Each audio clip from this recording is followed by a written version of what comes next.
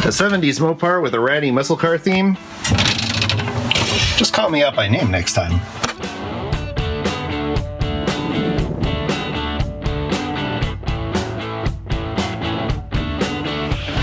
Hey there folks, Chuck here, and yeah, this video is a year late for the Four Horseman build-off that was a ratty muscle car theme using the Hot Wheels ID 1970 Charger, and it probably is a moot point anyway since this is not the 1970 Hot Wheels ID Dodge Charger. This is the Fast and Furious one, which is more or less the same casting, but everybody else in that challenge seemed pretty well stuck on using the ID. Probably would have been disqualified anyway, but here we are.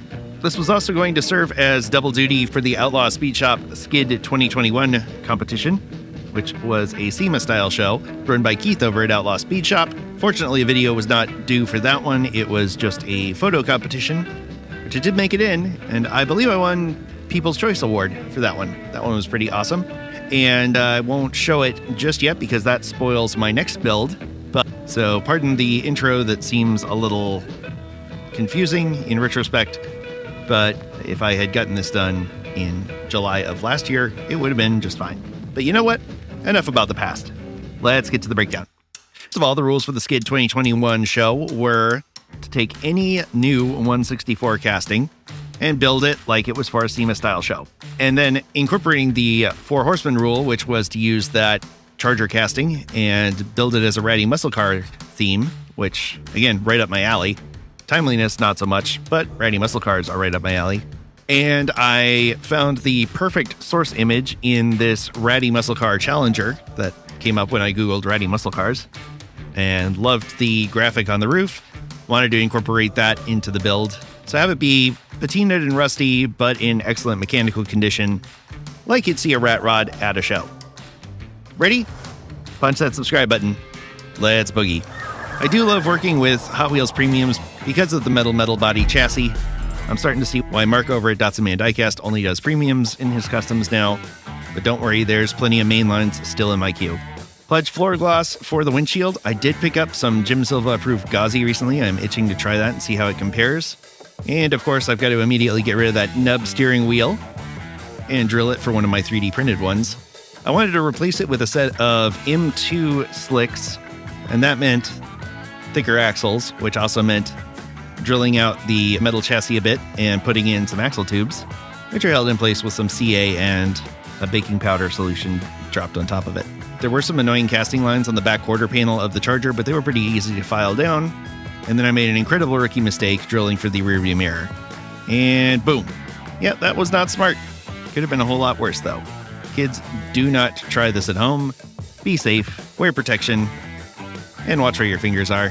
I wanted to have a little bit of crumpling on one of the front fenders, so took my burr tool and dug in. And I also wanted it to have a missing fuel cap in a very redneck racer-y type of way. So I used a punch tool to get a pilot divot, and then drilled a 1/8 hole where the gas cap is molded into the body. Little AK interactive primer. And I went over everything except the back tail light panel. I put that in bleach to get the chrome off, and it turned out it took everything off but the taillights and the Dodge script. And I was so happy with how that looked, I decided I would keep it instead of my usual cover and remake everything. I wanted to start with a light tan interior. I love tan interiors, but I'm going to give it a twist. And then I mixed up a gray blue using some Vallejo dark blue and gray paint. Really like how this came out. The trick I've learned with small scale is when you go dark, go lighter than you think you should go, and it will look darker because it's such a small car. So on a bigger car, this would probably look like a medium blue. I then used a tiny pinch of bake drying clay to make a rag. There are a lot of different ways you could do this. It probably would be easier to use a little bit of tissue and some diluted white glue. But I was going to slap this thing in the dehydrator for drying anyway, and the dehydrator gets just warm enough for it to cure. And once it was fully cured, I gave it a faded orange-red color to look like a classic shop rag. As you can see, this is skipping ahead here. So let's get ourselves back in the main timeline. Once my figure had stopped bleeding, I bent a old Hot Wheels axle and cut it short to make the rear view mirror for the side of the car with a little CA glue holding in place. These paints are from the $5 challenge that I did with Jesse over at Hanson Speed Shop, and they're still in pretty good shape. So decided why not use them. I saw this on another build and I really liked the idea of triple mismatched seats. So I gave the driver a red seat and the passenger a black seat. Then I used a little bit of that cheap silver in there for the aluminum and plastic trim. I'll go back with some chrome paint later. I always want to spend so much time on the interior, even though you can't really see it at the end of the project. But you're seeing it in the video, and that's really what matters. Now, on the back of that plastic piece, we still had that bumper, and I used some Stewart Simple Mirror paint straight onto the glossy black surface, and that did a great job of recreating chrome. And because it's less reflective than the chrome that actually goes on the car, I like it better because it actually looks more like scale chrome, because the car from a distance, the chrome doesn't really stand out quite as much as it does on these tiny cars. But it still gives you enough of that reflection to create the illusion of chrome rather than just using like a silver Sharpie. But there's nothing wrong with using a silver Sharpie. Use what's available to you. I'm fortunate enough I could afford trying out this chrome paint. I've got some other chrome paints I want to try out. Actually just picked up another one in the mail, and I'm hoping to do a new segment on Diecast Media Network where we torture test and compare different products, and that's going to be the first one that we do is chrome paint. If there's other stuff you'd like to see me try out, leave it in the comments below. I'd love to hear it. Once the bumper was done, I did some chrome touch-ups on the interior around the shifter and the steering wheel where there would be actual chrome pieces. Then I drilled some holes behind the seat, which I probably should have done before the painting, and added a simple roll bar.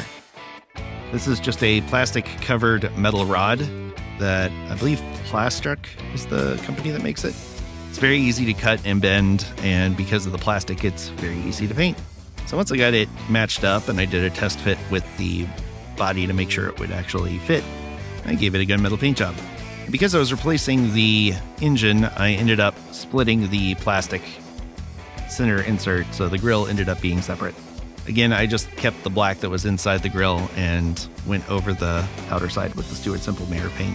Speaking of engine, I wasn't super thrilled with the detail in the included supercharged motor that came with the car, so this Maisto 93 Mustang stepped forward as an organ donor.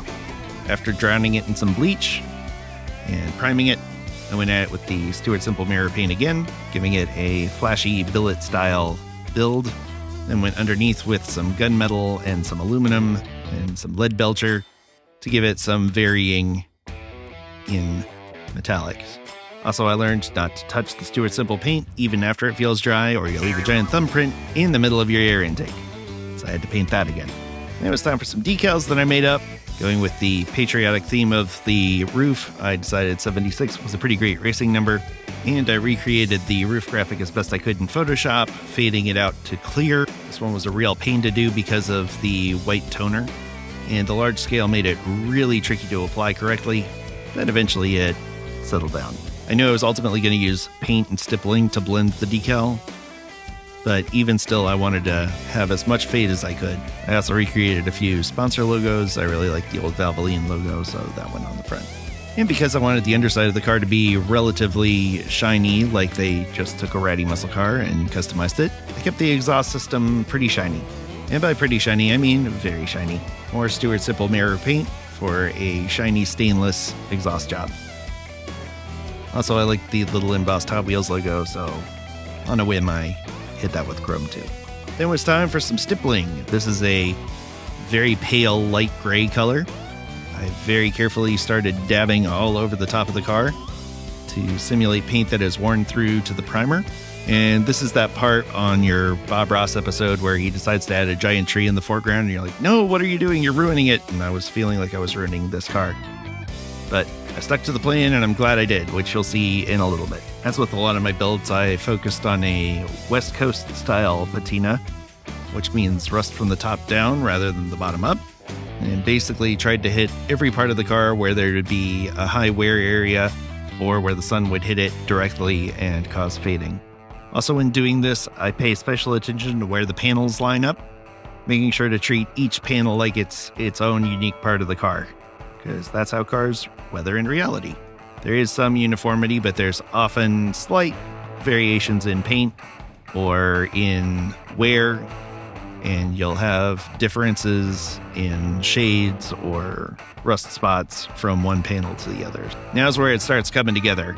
So some chipping. I started with a darker brown.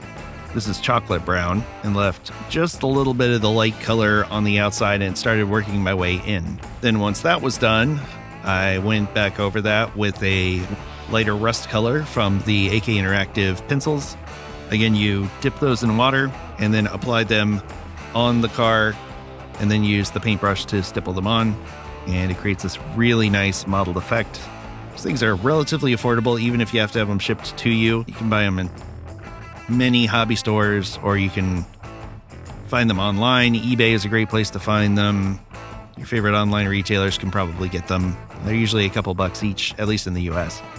And it's a little funky to master at first, but once you start figuring it out, it really adds an awesome texture that you don't quite get from paint.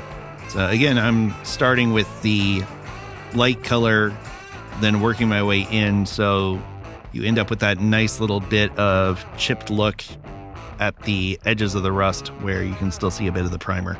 Once all that had dried, I used MIG Subtle Dirt Filter, which creates a nice grayish brown haze over the car, and the way the filter pigments gather really helps draw attention to high and low spots and give some variance to the paint. And now it's time for that sweet capillary action courtesy of Tamiya panel liner. This is probably my favorite part of the build.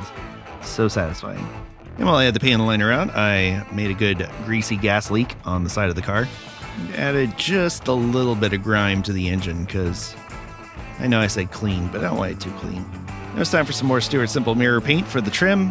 I find with the really narrow parts of the trim, sometimes it's easier to go on the inside of the car and paint outwards, or rest the paintbrush on the inside lip and just work your way across. I try to save this for the very end because chrome and stainless trim, even on dirty cars, tends to stay relatively clean, and I like having that extra pop.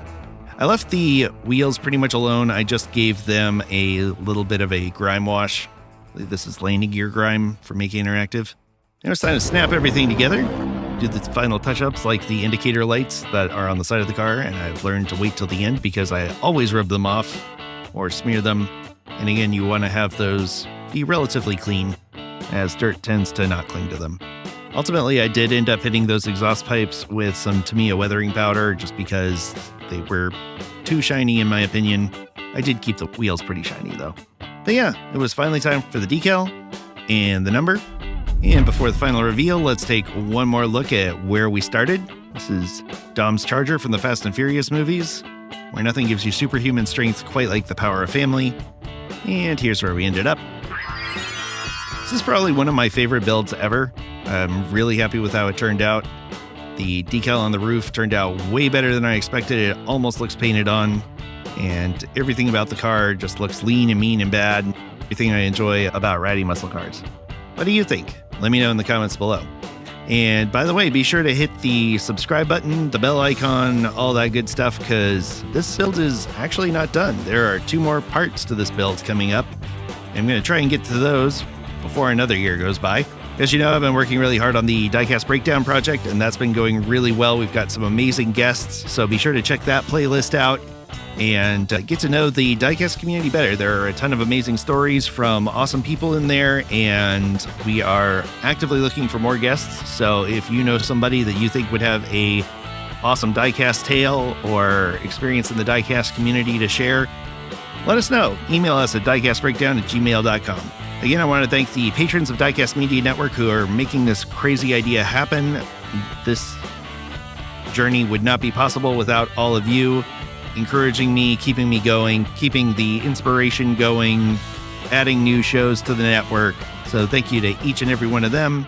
Be sure to check out their links in the description below. And if you want to help keep the madness rolling, whether you like Diecast Breakdown or the Flying Valiant builds or any of the other projects we work on, there are thanks buttons on all of our videos. There's also Patreon, and you can join the community and get early access to some of our videos. And we're working on adding some new exclusive stuff to those. And all of that money goes to funding more gear and better tools and hiring outside editors to make these shows happen, because I've still got a day job and I've got another kid on the way. So my days are getting busier and busier. And even if you want to just like, comment, and share the video, that goes a huge way in helping the process as well. So thank you to everyone for doing that. As always, I want to thank you for coming along with me for the ride. So until next time, stay fresh, cheese bags.